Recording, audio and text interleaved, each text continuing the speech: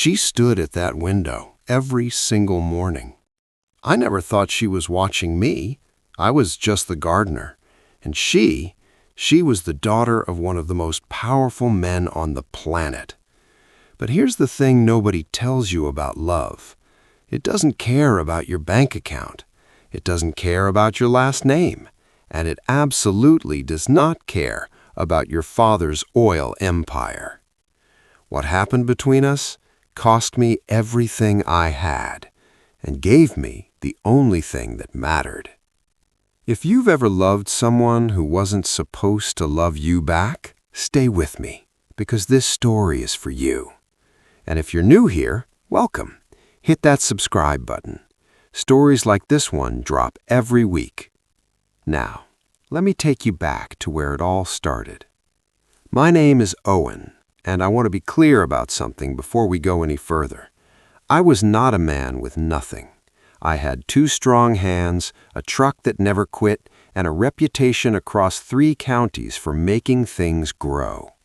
I wasn't rich, I wasn't connected, but I was good at what I did. Victor Hargrove hired me 6 years before any of this happened. His estate sat on 40 acres just outside the city. Iron gates, white stone columns, and a garden that stretched longer than most people's neighborhoods. Victor was oil money, old money, the kind of man who never looked you in the eye when he talked to you. He talked at you. I'd worked for plenty of men like him. You keep your head down, you do the work, you go home. Simple. That was the deal. And for 6 years, I kept that deal. I showed up at 5:30 in the morning before the household was awake. I trimmed hedges, replanted seasonal beds, fixed irrigation lines, kept the roses perfect. Victor Hargrove's wife had planted those roses before she died. He never mentioned that, but one of the housekeepers told me. And after that, I treated every single one of those roses like they were sacred. Because grief leaves roots in a garden just like anything else. I understood that. What I did not understand was the woman who started appearing at the window every morning around 6:15. I'd see her maybe twice a week at first, just standing there, not waving, not smiling, just watching. I figured she was bored. Rich people get bored in ways the rest of us can't afford. I didn't think much of it. But then, one morning, she came outside. She walked out barefoot, onto wet grass, in a silk robe that probably cost more than my truck, and she knelt down right next to me and just stared at the roses. I didn't say anything, neither did she, for about 3 minutes, and then she said, quietly, "My mother planted these." And I said, "I know." She looked at me then, really looked at me, and something shifted. Something I didn't have a name for yet, but I would. Her name was Sophia Hargrove, 29 years old, Yale educated, fluent in 3 languages, and deeply, profoundly unhappy. She didn't tell me that last part. I could just see it, the way unhappy people carry it, in the tightness of their jaw, in the way they laugh a half-second too late. She started coming out every morning. At first, we just sat near each other in comfortable silence. Then we started talking. Not about anything important at first. Soil composition, what flowers grew best in the shade, whether the east bed needed more drainage. But slowly, the conversations changed. She told me she'd been home for 8 months. She'd been living in London, working at an art foundation she'd started herself. Then her father called, and when Victor Hargrove called, you came home. She didn't say it bitterly, just matter-of-factly, like gravity. "He's grooming someone to take over the company," she said one morning, pulling dead leaves from a hydrangea. "He wants me married to a man who understands oil futures." She said it like she was reading from a menu she'd never ordered off. I kept working. "What do you want?" I asked. She went quiet for a long time. "No one's asked me that in years," she said. That was the moment. Not fireworks, not a dramatic look in the rain, just a woman who hadn't been asked what she wanted, remembering that she had wants at all. And a man with dirt on his hands who actually listened when she answered. I should have stopped it there. I knew that, even then.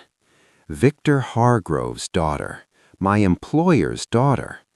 I told myself it was just friendship. I almost believed it. But here's the thing about feelings that are actually real. They don't wait for you to be ready. They just arrive. But what I didn't know yet was that someone inside that house was already watching us. 3 months in. We were something. I still don't have the right word for it.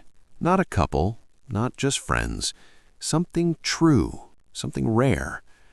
We met every morning before the rest of the house woke up. She brought 2 cups of coffee, hers from the kitchen, mine from the drip machine I kept in my truck.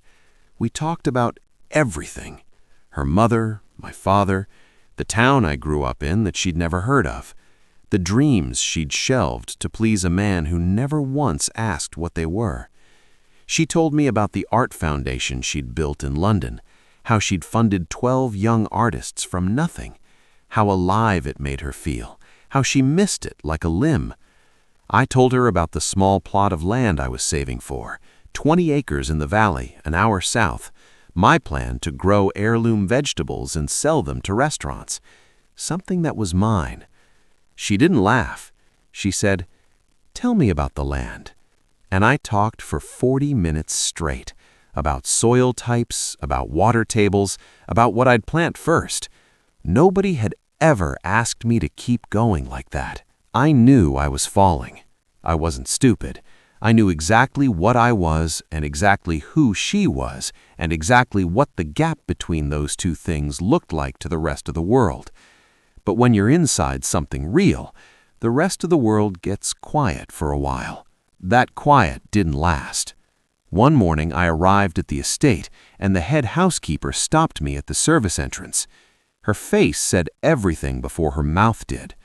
She handed me a folded note, no envelope, just a single line on cream stationery. My office. Today, 4 p.m. Victor Hargrove's handwriting. My stomach dropped. I told myself maybe it was about work, a contract renewal, a project.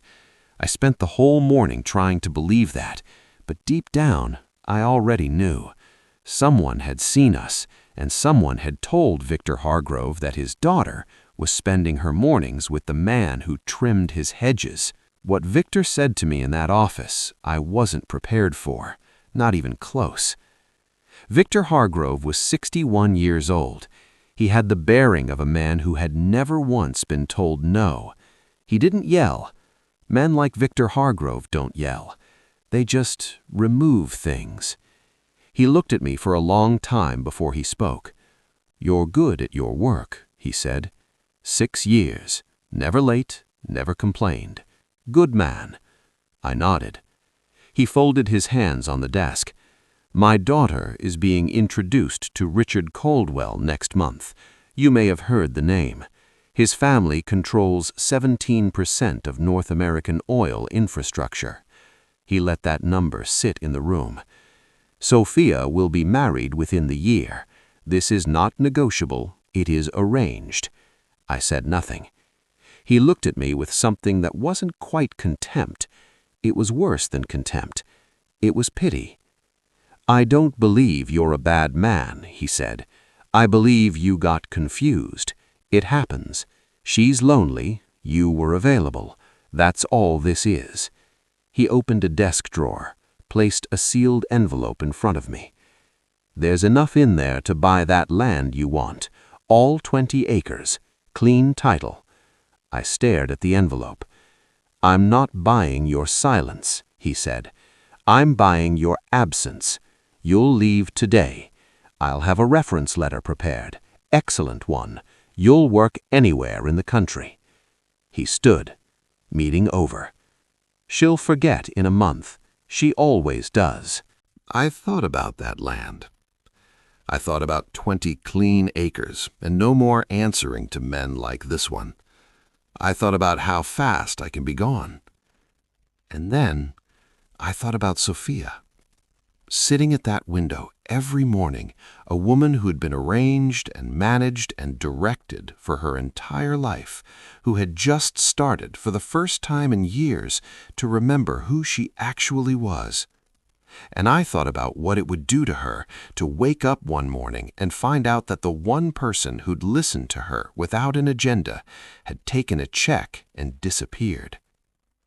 I picked up the envelope and I set it back down on his desk. "Keep it," I said. I walked out. I want to be honest with you. I was terrified.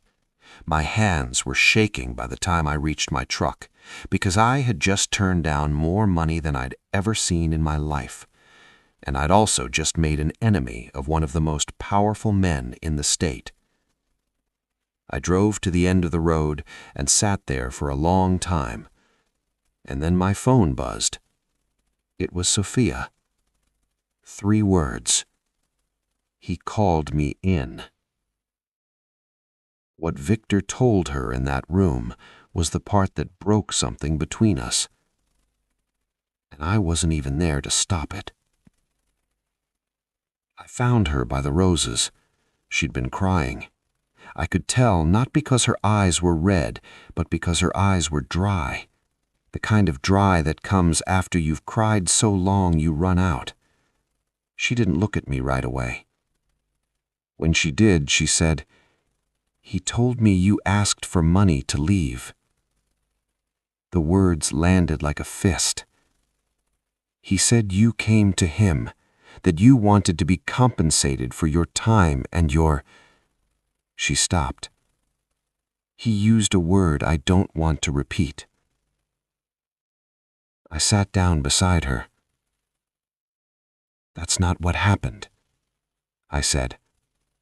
She closed her eyes. "I know," she said quietly. "But he was so convincing, and I wanted to be wrong about that for about 2 minutes." She turned to face me. "He's done this before. To everyone I've ever trusted. He breaks the connection, finds the seam in the story, and drives a wedge through it." She looked at the roses. "My mother used to say he didn't know how to love anything he couldn't control." We sat in that garden for 2 hours, just talking. And somewhere in that 2 hours, we made a decision. Not a dramatic one. Not a plan hatched in defiance, just a quiet agreement between 2 people who were tired of being managed. She was going to go back to London, back to her foundation, her work, her life. She'd been planning to stay and fight her father on his terms. She realized that night she'd been fighting on the wrong battlefield. She didn't need to beat him. She needed to stop playing his game. As for me, Victor terminated my contract the next morning. 6 years. Gone in a letter slipped under my truck door. No conversation, no severance, just a signature and a final payment to the date. I drove away. I didn't know if I'd ever see her again. That was the most honest thing about it. There were no promises, no declarations, just 2 people who'd told each other the truth for a while. And sometimes that has to be enough. 8 months later, I bought the land. Not with Victor's money, with my own.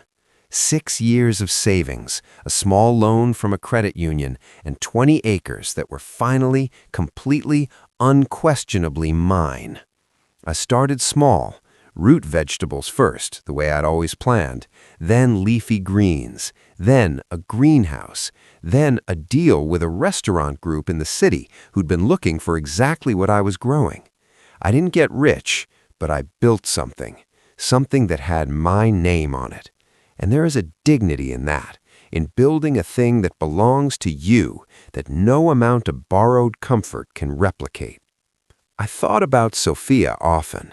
I heard through the network of housekeepers and groundskeepers, the way you always hear things, that she'd gone back to London, that she refused the introduction to Richard Caldwell, that she and her father were no longer speaking, that her foundation had received a major international grant and was expanding, that she was, by all accounts, thriving. She showed up on a Tuesday, no warning, just a rental car kicking up dust on my access road. I thought I was imagining it at first. She stepped out in jeans and a simple jacket, looked at my greenhouse, looked at the rows of plants, looked at me, and smiled like a woman who had found her way somewhere she'd been trying to get to for a long time. "You really did it," she said. "You really did it too," I said. We stood there in the sun for a moment, two people who had chosen themselves, and in doing so, had somehow found their way back to each other.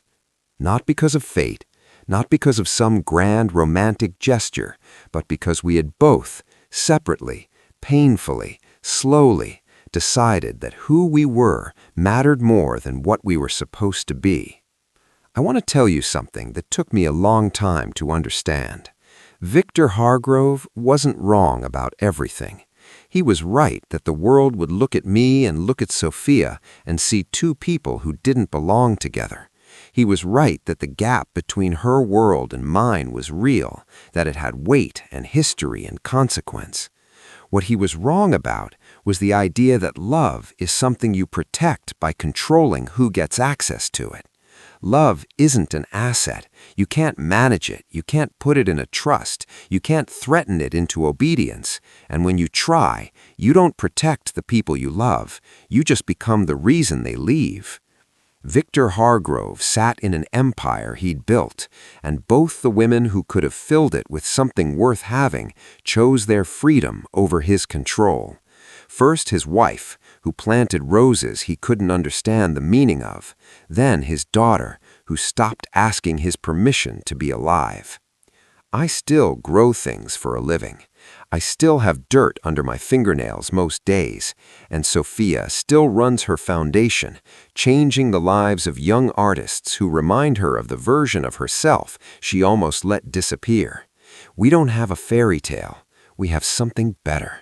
We have Tuesday mornings that belong to nobody but us. We have a table in a farmhouse kitchen with enough chairs for the kind of people who actually show up.